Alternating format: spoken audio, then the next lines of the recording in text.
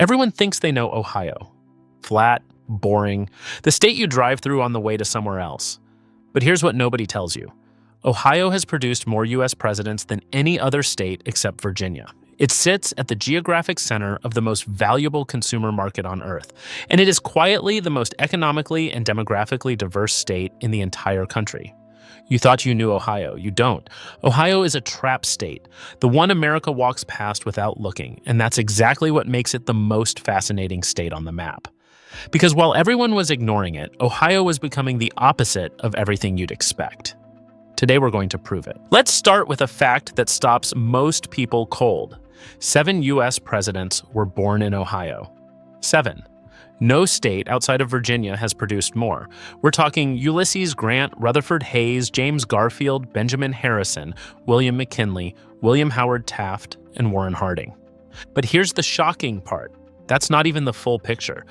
Ohio didn't just produce presidents, it produced the deciding votes for presidents. For over 150 years, no Republican has ever won the White House without winning Ohio. It became so reliable as a bellwether that political strategists had a saying, "As Ohio goes, so goes the nation." Think about that. The state everyone calls boring and forgettable has been the single most politically decisive state in American history. But it gets stranger. Ohio is not politically consistent. It swings. Hard. Counties in Northeast Ohio vote like Massachusetts. Counties in the Southeast vote like rural Alabama. The same state contains both. And that internal contradiction is exactly what makes it a perfect mirror of the entire country, which is why presidential elections have been won and lost there for generations. Every other large state leans one way. Ohio refuses to. Now here's where Ohio starts breaking assumptions fast. Everyone pictures Ohio as flat. And parts of it are: the northwestern corner of the state sits on the old lake bed of a prehistoric Great Lake and is genuinely as flat as anything in Kansas. But drive to the southeast corner of Ohio and you're in Appalachia. Real Appalachia. Steep forested ridges, narrow hollows, coal country, a landscape that looks like it belongs in West Virginia. Because geologically, it does. The same mountain system that runs through Kentucky and West Virginia continues directly into southern Ohio, and most people have no idea. Ohio has Lake Erie, one of the Great Lakes, forming its entire northern border. That gives it 312 miles of freshwater coastline, access to one of the world's largest surface freshwater systems, and a climate along that northern edge that's completely different from the rest of the state. In the same state, Great Lakes coastline in the north, Appalachian highlands in the southeast, prairie flatlands in the northwest, and rolling glaciated hills through the center. Ohio is not flat. Ohio is 4 different landscapes that happen to share a border. Ohio's economy is the part that genuinely shocks people when they see the numbers. Ohio has the 7th largest state economy in the United States. 7th, in a country of 50 states, the one everyone overlooks is in the top 7 by economic output. But it's not the size that's surprising, it's the structure. Ohio is one of the last states in America with a truly diversified industrial economy. It still manufactures, seriously manufactures, steel, aerospace components, automotive parts, medical devices, plastics, chemicals. The Mahoning Valley was the steel capital of America. Toledo is one of the largest glass manufacturing centers in the world. Dayton has a concentration of aerospace and defense engineering that rivals anywhere in the country. At the same time, Ohio has quietly built a serious technology sector. Columbus, in the state capital, is one of the fastest growing cities in the Midwest and was selected as one of the first cities in the country to test autonomous vehicle infrastructure at scale. And then there's agriculture. Ohio ranks among the top 10 states for agricultural output, producing soybeans, corn, dairy, and eggs in volumes that would surprise anyone who only knows Ohio from the highway. Manufacturing, technology, agriculture, and finance, all operating at serious scale, all in one state. That combination barely exists anywhere else in America anymore. Ohio has 5 major cities, and they are so different from each other that they feel like they belong to 5 different states. Columbus is young, growing, and increasingly cosmopolitan. It is a college town that became a real city, driven by Ohio State University, a booming tech scene, and an arts culture that punches well above its weight. Columbus is the only major Ohio city that is growing rapidly, and it shows. Cleveland is the opposite. It is older, post-industrial, and defined by reinvention. But Cleveland has one of the best medical institutions on Earth, the Cleveland Clinic, which patients travel from over 100 countries to visit. Cleveland also has a world-class orchestra, a celebrated food scene, and the Rock and Roll Hall of Fame. It is a city that has been counted out repeatedly and keeps surviving.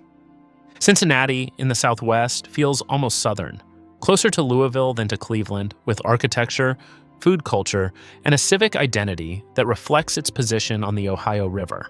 It has one of the most distinctive and genuinely underrated downtowns in the Midwest.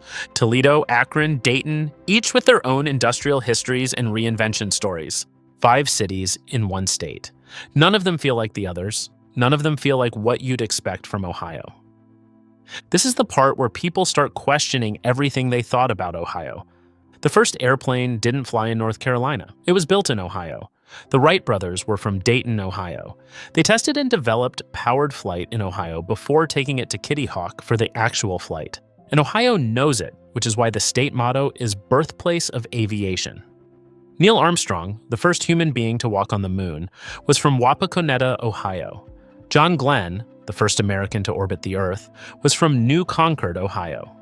Ohio has produced more astronauts per capita than any other state. The state that everyone calls forgettable gave the world powered flight and put the first man on the moon.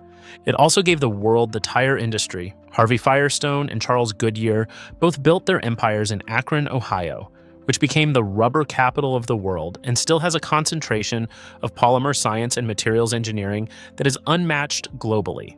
Thomas Edison was born in Milan, Ohio. This is not a state that lacks achievement. This is a state that never learned to brag about it. Here's the thing that ties all of this together. Ohio has been used by researchers, marketers, and political strategists for decades as a test market for the entire country, because it so accurately represents the national average across income, race, age, education, and urban-rural split that what works in Ohio tends to work in America. But that's not what makes Ohio the opposite of every other state. What makes Ohio the opposite is this. Every other state has a story it tells about itself. Texas tells you it's the biggest and boldest. California tells you it's the future. New York tells you it's the center of everything.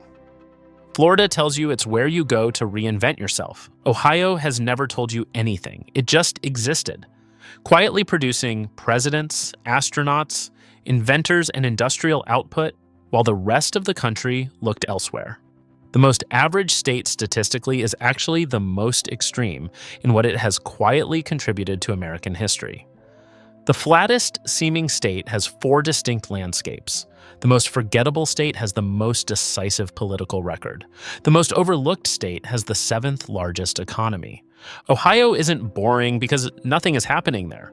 Ohio is overlooked because it never needed your attention to get things done. And that, in a country where every state is trying to be loud about something, makes Ohio the most opposite state of all. Every state in America has a reputation. Most of the time, that reputation is a simplification. But Ohio is the state where the simplification does the most damage. Because what you miss when you drive past it is genuinely extraordinary. The Wright brothers built their plane there. Neil Armstrong grew up there. 7 presidents came from there. And the next time a presidential election is decided by a few thousand votes in a single state, there's a good chance it'll be decided there too. Ohio doesn't need to be the opposite of anything. It just is. Subscribe if this surprised you, because there are a lot more states that America is getting completely wrong.